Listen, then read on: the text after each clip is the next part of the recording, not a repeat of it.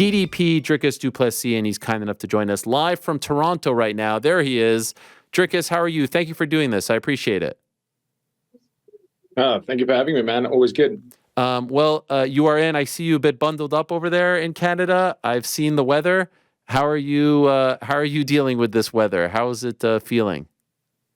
No, I'm absolutely loving it. I mean, coming from South Africa, we don't know this kind of weather. Yesterday, I went into the Toria Lake. We did some No way. a cold plunge there. Yeah. Oh my gosh. Cold plunge in there, and it was -10, -11 on the beach the beach area. The sand was literally frozen. As I got out of the water, my hair immediately froze solid. It was crazy. It was a lot worse than I thought. But I mean, you're only here once. Well, I mean, for the first time, and I'm really liking Canada a lot. I know you said you moved to the States, but this place is amazing. It is amazing. So this is your first time in Canada in general? You've never been to any part of Canada?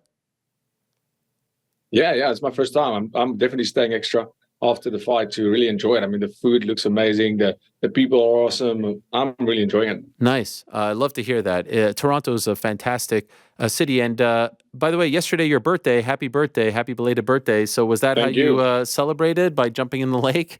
Did you do anything of note? Anything special? No. I mean, that's the one thing with like while I'm sitting here bundled up inside. I mean, it's warmed up inside, but, water loading, taking all this water just cools your body down so much. It's pretty cold. But yeah, didn't do anything of note yesterday. Luckily, it was a Sunday, so I don't train on Sundays. It's my Sabbath, so we could just have fun, and that was our activity for the day, getting to get into the cold. I've talked to some fighters. I remember Daniel Cormier telling me when he fought in Buffalo that he had a really hard time cutting weight. He fought in April because it was so cold, and he just felt like his body was having a hard time heating up. Does that concern you at all as we approach, the real weight cut later on this week? No, I can't. That doesn't. No, not at all. The things with our bodies.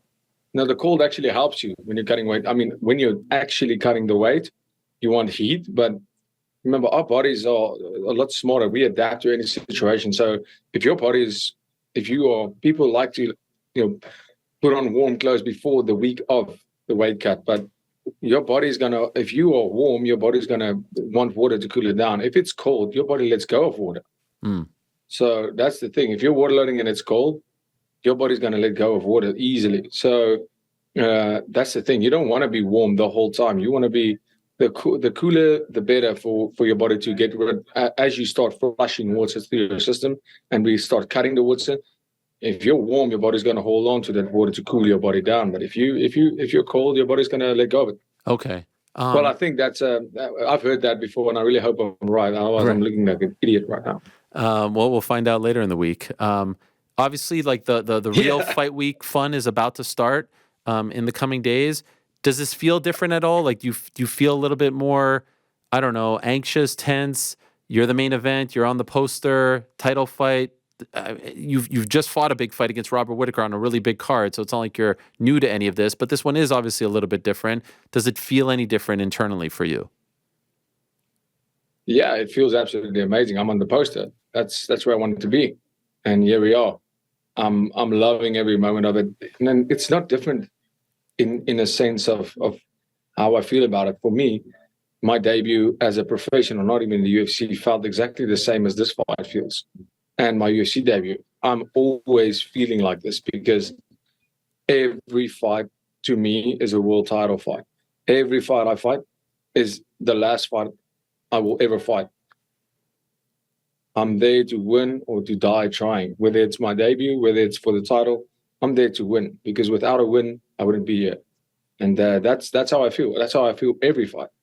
Obviously, more eyes on this fight. There's a lot of things happening, and more pressure. In terms of, if you look at it from how South Africa, my home country, how the people are excited for this, making history, that pressure is good. That's how it always feels. I mean, fighting Robert Whittaker, that was the exact same situation where this is the biggest thing to happen for us. And I have this opportunity to represent my country in the biggest way. And I absolutely love that responsibility. You thought probably, like we all did, that you were going to get the title shot right after beating Robert Whittaker, and we saw you and Izzy in the ring and all that, and so much has changed since then. After you didn't get the title shot and they went to Strickland, and who knows what happens afterwards, and there was this talk, is it going to be Khamzat? Is it going to go back? Was there any part of you that worried or was nervous about the fact, like, hey, is this ship going to sail by? Am I going to not get the opportunity? Did it just pass me by? Like, were you worried at all that what you're about to experience wasn't going to happen as soon as it did? Oh, no, not at all. I mean, for me, in the beginning, when this all happened, and I realized maybe the UFC is a little pissed off at me, I didn't understand why at all. But I mean, they rectified. They said, listen, we're not pissed off. There was a situation where, like, the show needs to go on. And that I understand. Dana said he doesn't like when fighter turns down fights, but obviously that's situational. It's not an ideal situation. So, yeah, maybe emotions are high or whatever.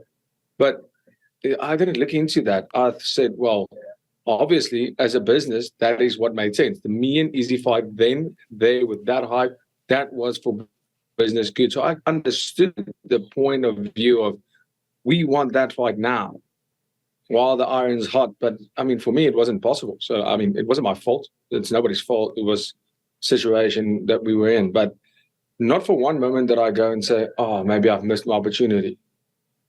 When they gave Strickland the shot, I said, well, great. Now, if Izzy beats him, I'll fight him after. If he doesn't, I'll fight Strickland. It doesn't matter to me. But then, like you said, what if they go and say, no, you're not getting a title shot because you missed your opportunity? Then so what? I'll fight the next guy in line. They can't keep me away from it forever. And I was, my argument is, I want to be champion of the world. I want to be better than every single person in that division. Whether I fight a number 3 or 4 ranked guy or number 2 ranked guy, whatever, before I win the belt or after, makes no difference to me. So that was where my mind was at. It's a matter of time. It's not if I get a title shot, it's when. And that was my mindset. Obviously I wanted that title shot, but if I didn't have the title shot, I would have had the fight. I had to fight and beat somebody else, and that would have been fine. What was your reaction when you found out that you versus Strickland, a South African versus an American, a very proud American, would be fighting in Canada? I originally had heard that they were looking to do Islam on the card, and then he got banged up, and then you guys were put in the main event slot, which I don't think Strickland knew about or was happy about, unless he was joking when he said that. What was your reaction when you found out that you'd be kicking off the year as far as pay-per-views are concerned? Yeah, I mean, a big difference for no, I don't think there's a lot of fighters who want that first card of the year slot, to be honest. That's training camp over the family holidays. That's training camp over Christmas. That's family camp. That's camp over New Year's. All that. And that's how I live my life. I work my ass off every single day, and it's family time come December. And from the second week of December, I'm on holiday for 2 weeks. I'll be training, but I'm not in the gym. I'm with my family, because all the sacrifice and almost not being able to spend the time with family and friends and the people closest to me because of what I do and how committed I am to my career. That is the time I spend with them, and Christmas is family time and all of that. But everybody was on board with the bigger picture for this fight. And when we got that fight, yeah, nobody wants that first card of the year, but we embraced it, the whole team. It was incredible, because everybody had holiday plans, and just the whole team, coaches, my coaching team, my sparring partners, everybody just immediately said, no problem, canceled plans. Family went on holiday without them. I mean, that is special. That is the team. That's what you call a team. And my team at CIG, I'm extremely proud and grateful for them, because without them, I wouldn't have a camp. And we had an exceptional camp, feeling great. And yeah, like I said, interesting that they did this in Canada, since they built me up for Vegas, and then him being native to Vegas. That's interesting. But I mean, for me, it was enemy territory in Vegas always. And I was completely cool with that. It doesn't bother me at all. But now, more neutral ground. So I guess we'll see. And so, speaking of Vegas, then we get to the last pay-per-view of the year. What an eventful weekend for the both of you. First, I'd love to ask you about the press conference, because one thing that I actually think, I said this at the beginning of the show, that I don't think has been brought up, is that I sort of felt like he kind of threw the first haymaker when he was, making jokes about you and your coach. And so when you heard that, what was your reaction to that? Before we get to the things that you said, like I did feel like he kind of, threw that first proverbial punch, if you will. What was your reaction to the stuff he was saying about you and your coach? Yeah, I mean, I honestly don't care what he's saying. I mean, there's nothing he can say to get to me. There's nothing that's going to trigger me the way he got triggered. It's not going to happen. And then this is a fight game. All is fair, love and war. You have to be ready for that. And I start out like every other press conference and every other time I interact with my opponents. They are not my enemy. They are not my friend. They are my opponent. They are an object in my way to my goal, and that is the only thing I see. So I respect every single man that steps into the octagon in front of millions of people. It takes a lot of balls. So when I started my press, if you go watch that press conference, I started 100% respectful towards Sean, and I'm confident in myself. I'm never belittling my opponent. I'm always talking about me because that's what it's about. I'm concentrating on me, not on him. And he threw a jab pretty early on in the conversation in the press conference, and I just let it slide. I said, "Oh well, let's go." And I answered the questions that were asked, and then when I feel like when he didn't get the attention of the crowd, when he didn't get the crowd going like he usually does, because that's what he has. He has that outrageous things that he says. He says outrageous stuff. He rambles. He just screams over everybody, and that's how he operates. So when he didn't get that, he sort of in that presser became irrelevant to a sense. And then he said, "No, listen, we're not going to be friends." And then he came at me, and I'm never going to let that slide. I'll always respect you if you respect me. I'm going to treat you the way you treat me. I'm not going to be bullied. Does he think he can bully me? That ain't happening. I've never been bullied, and I won't be bullied. I'll never let that slide. So he tried to bully me, and I gave him some of his own medicine. I just did it better. And so obviously that really did seem to upset him, as we learned later on. Do you regret anything that you said about his past? No, I don't regret anything. I said what I said. I didn't go out there and plan what I said. But listen, if you're dishing it out, you're going to get it. And I'm not going to keep on hammering on it. Like I said, I stand by what I said. I did not joke about it. What happened was fact. I stated fact. I didn't joke. He joked about it in previous interview. He joked about all of that. I didn't joke about it. I stated the facts. And it obviously had a massive effect on him, and I won't be hammering on that because it's not necessary. The result that I got, the results that I wanted. I don't need to hammer on one thing.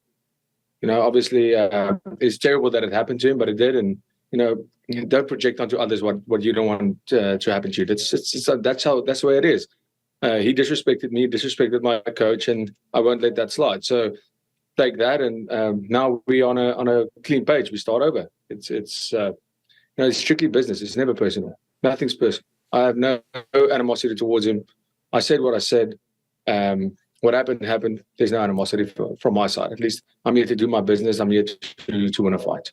I saw you say in an interview recently that you didn't see the clip with him and Theo Vaughn talking about his past. I'm wondering if you have seen it since, and if so, what was your reaction? Not necessarily to him getting emotional, but him saying like, "Hey, there are certain things that you shouldn't talk about, and there are certain lines you shouldn't cross." When he has been the one crossing a lot of those lines, not only with opponents, but with the likes of Ian Gary, people who he's not fighting, who aren't even in his weight class. So your reaction when at least you may have heard, read, or seen any of that? Yeah, I mean, I watched some clips on it. I didn't watch the whole interview. Like I said, watching grown man cry is not really my genre. But I think what I said is I'm glad he got it out. I hope it's the end of that.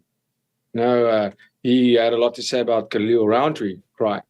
And he said how weak of a man beta male Khalil is for crying. He did the exact same thing, just on a bigger stage.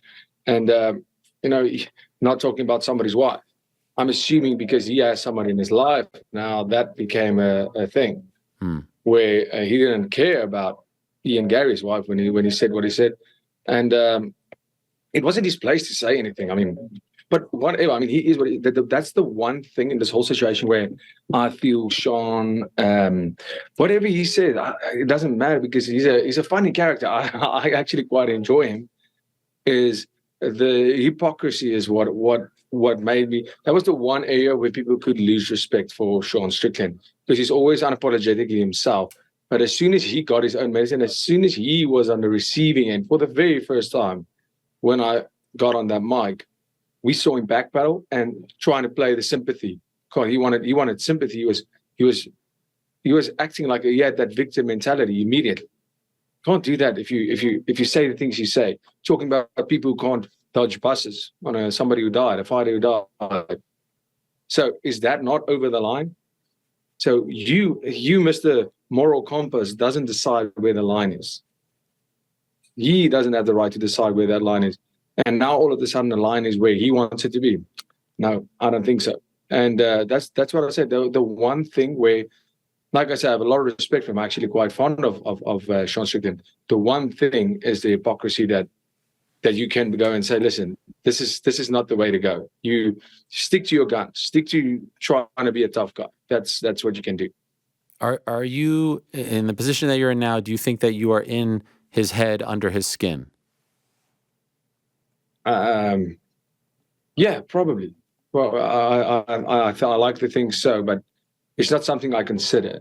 It's part of the warfare, 100%. But I don't think, like, that's what I said. I think he reacts. He's an emotional guy when it comes to mindset. He's gonna react the way he's gonna react in the moment. He doesn't. Maybe now, I think the people around him have to say, listen, we have to be calm. You can't go with that hatred and people saying, oh, he's in shape now because he's so motivated. If you're motivated by anger, your demise is around the corner. That is fact. So, yeah, I think maybe he was, but I think he had some time to cool down. Maybe it's over, but I guess we'll see on Saturday night, and I'll see how he behaves at the press conference. So when they had you guys sitting right next to each other at the event, what was your reaction? Were you surprised? Who was there first, you or him? No, he was there first. So I arrived there as just before the first main card fight. And obviously, I get my ticket and I look at the seating numbers. So I see him where the fighters sit. I see him on the other side of the road, like the complete opposite side of where I am. And I start looking for my seat number, me and my teammate around us. And the security guy goes, "No, you're on that side." And I think that's very interesting because I immediately knew they're probably not going to set us together. And I remember my teammate saying, "Listen, I know how this is ending." It's not even a teammate, it's like a team manager. And he says, I said, "Just relax. Nothing's going to happen. It's going to be fine. We're professionals. We're not going to fight each other here." And he says, I know this situation. He's like, yeah, you're not going to do it. It's going to be fine. But he kind of knows when it comes to my career, when it comes to fighting, for that time being 100%, I'm there. I'm in that mindset, but I'm stronger mentally than that. The fighter will show up when he needs to. And yeah, obviously when we sat next to each other, I didn't even consider it, to be honest with you. When I saw him, he was just one row in between us, literally right in front of me. So, I mean, I was looking at the back of his head, but I mean, it didn't bother me at all. I was there for 2-3 fights before. Obviously, when the cameras came on, that's where things went south because me knowing that the Vegas crowd's going to be booing me, I had to make a plan, and I just booed with them towards him. And then, he was obviously feeling that anger from the press conference. So that was in his head for sure. And there was some back and forth, and what happened. But no, it wasn't anything that stuck with me. It was a good old scrap. What happened. Nobody got injured. Thank you for that. And the fight's continuing. That's the most important part. That we still get to fight, because if things went in a certain way, the fight could have been in jeopardy, and luckily that didn't happen. Before that little interaction on camera, did you guys say anything to each other? Yeah, it was a lot of banter. When as soon as he turned around, I said something, he said something. Nothing specific. It was more in a sense of I said something like, "Yeah, what are you going to do?" Or something in that sense. And he says, "You want to do this?" And I said, "Yeah, absolutely." And yeah, it was something along those lines. Were you surprised that he ultimately did what he did? Not too surprised, but it was a good test. That's why I said I got respect for him being the man that he says he is, because that was I was calling him out. I was telling him, if you want to do it, do it. Like, what are you going to do? Mm. And and that's something you have to respect.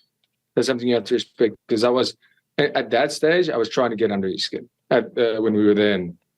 And yeah, like I said, the game plan went perfectly. What about the fact that he asked Gilbert's kids and wife to move out of the way? I mean, that was pretty nice of him, no? Yeah, no, that's super nice, super nice. Like I said, I don't think he's a bad guy at all. I don't think Sean Strickland is a bad guy. I really don't. I don't think he's a bad guy. And yeah, so I mean, yeah, he does. Like all of us, we have our flaws, but yeah, he's not a bad guy. Did you consider any sort of actions against him afterwards? I think I saw something where the UFC asked you if you wanted to press charges. Is that true? Did you consider anything? Yeah, I mean, then they came over and said, "Listen, he's backstage. The cops have him." Or, yeah, he's. But I mean, what? There's no way. Why? There's no way that would have ever even occurred to me. I couldn't believe it. I said, no. Getting into Canada is hard. Yes. You know, for us, especially from South Africa, like the visa process is very due diligently, but there was no way. And they obviously, things work a little bit different in the United States as in South Africa. In South Africa, that's a good old Friday night out, and not even a very good one. People would be very disappointed if that was the fight they saw in a bar. But it never even occurred to me. No, that's if you live by the sword, die by the sword. If if you're looking for trouble and you get it, don't go and crying to mama and looking to open up a case or to sue anybody. If you're looking for trouble and you get it, it's your bed. You made it. Do you acknowledge the fact that now the fight feels bigger, that there's more attention on the fight? I think more people are looking forward to the press conference, to your face-offs. Do you feel like that interaction, as ugly as it may have been, even, like that the byproduct is good, ultimately from a business standpoint? Yeah, I mean, for sure. I think the hardcore MMA fans definitely knew this fight and know this fight is going to be something. It's going to be a fan-friendly fight. It's going to be a banger. Everybody knows that. But then your people, a lot of people, I think, in terms of entertainment value, want the drama. They don't necessarily know the sport in a way where they know my style, his style. There's no way this is not an explosion. But they want that drama. And like I said, I don't do fake drama. I don't do fake hype. I don't do fake beef. I'm myself. You respect me, I respect you. And when this happened, I think we got the everybody that was on the fence about, is this a good fight, is it not? We convinced them that it is. And I think it definitely did great for the numbers. Not in the best way to get the promo going, but it is what it is. It's the fight game at the end of the day. We are fighters, and sometimes things happen. How do you expect the fight to play out? The result? No, just like what kind of, he kind of shocked us with the way in which he fought Izzy, right? We saw a different kind of stand-up from him. The defense was very impressive. He was very measured. He was very controlled. He almost knocked him out in the first round. Are you expecting to see a similar style from him on Saturday? Yeah, I don't think he shocked me with his style. I just he fought the way he fights, and he did it extremely well. He did it really, really well, and he shocked me with his performance, definitely. But that's his style. He's always fought that way. He just did it very effectively, and yeah, for his part, that performance wouldn't have been enough to beat. No ways. He fought an incredible fight, but that's not a performance that's going to beat me. And listen, Sean Strickland is one hell of a fighter. I think this fight is going to be incredible, and yeah, I know people are saying, yeah, he's got this output. I have the highest significant strike rate, as far as I know, in the middleweight history. And people talk about his output. And look at the finish rate. So there's a lot of things that are playing in my favor. Yes, he has had more 5-rounders. But before the UFC, I had a lot of 5-rounders. And never went the distance, though. But, you know, that's the thing. That's all things that are in my favor. And just the fact that he is somebody that's super composed and he fights his style and he forces people to fight his style. And I won't let that happen. And that, he does that very, very well. And that's why he's the champion of the world. He deserves it. He didn't get the, well, he got the shot. He's lucky that he got the shot, but he deserves to be champion. He fought, he showed up, he showed all the grit. He traveled halfway across the world to go out there to enemy territory, and he beat one of the best middleweights to ever do it in spectacular fashion. So he deserves it and all the praise that he's getting. But now he has to deal with me. Fascinating options post-fight for you. I'm just wondering, all goes your way, all goes well for you on Saturday. Joe Rogan asks you, who do you want next? Who do you want to defend this against? Do you have an answer? No, I don't think about any other person than Sean Strickland. I don't think about any day after the fight night. I don't think in a day of my life after this fight, because I'm winning that title or I'm dying while I'm trying to win that belt. But my mind doesn't go past Saturday night. My mind is thinking of becoming a world champion, and that's it. And the rest we'll figure out. Maybe I'll know the answer as soon as I'm standing there with the belt around my waist. Do you think that they'll try to do the Khamzat fight, or do you think, given the history with Izzy, they'll try to do Izzy? Yeah, I think both make sense for them. I think for them it would be either or, in my honest opinion. And do I think Khamzat deserves it? No, definitely not. Just in terms of fighting at middleweight, fighting is he a good fighter? Yes, Khamzat's a great fighter. He's a great fighter. He just hasn't deserved. He doesn't deserve that title fight. So I mean, but that's my opinion. So it doesn't really matter. So the UFC wants to do it. That's what they're going to do, and then I'll be happy to do it. Two last.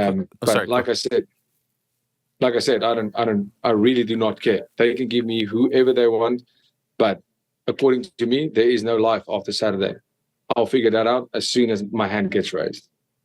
Do you allow yourself to dream about what it will feel like with the belt around your waist, that moment when you realize the dream? Do you allow yourself to even go there? Yes, absolutely. I've been doing that for the past 10 years, at least once a day.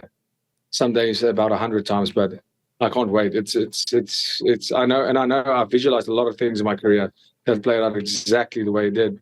And every single time it happens in reality, it's just it's unexplainable. And I can't wait to have that feeling. I can't wait to have the belt around my waist. And just curious, what kind of energy are you expecting from him at the press conference? And do you have any other sort of, other ammunition ready to go just in case it gets too personal? Yeah, I guess I'll see when it happens. But I mean, I think I'll be ready for whatever he throws at me. I'm not.